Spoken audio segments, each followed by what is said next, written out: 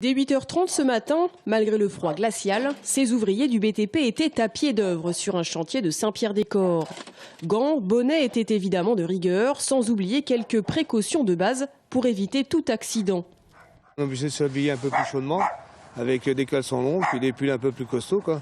Les bouts des doigts sont assez rapidement gelés, donc il faut se taper un peu dans les mains, puis on fait les échauffements avant de commencer à travailler, pour que le corps soit bien chaud, quoi. En extérieur, le froid ressenti est accentué par le vent et l'humidité.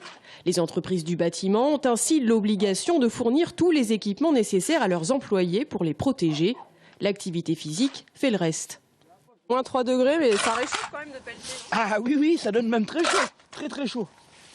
Bon, après, c'est une question d'habitude quand on est dehors. Si on travaille bien et qu'on fait attention, bien couvert, on n'a pas froid. Pour certaines entreprises, en revanche, les chantiers extérieurs sont décalés et les ouvriers restent en atelier. Car en charpente, les matériaux comme le zinc, par exemple, sont impossibles à travailler quand il fait trop froid. Le problème du zinc, c'est qu'en dessous de 5 degrés, c'est un matériau naturel, métallique, qui a une dilatation. Donc entre l'été et l'hiver, il a une rétractation et surtout, il devient cassant. Donc en dessous de 5 degrés, quand on le plie, on va lui créer des micro-fissures.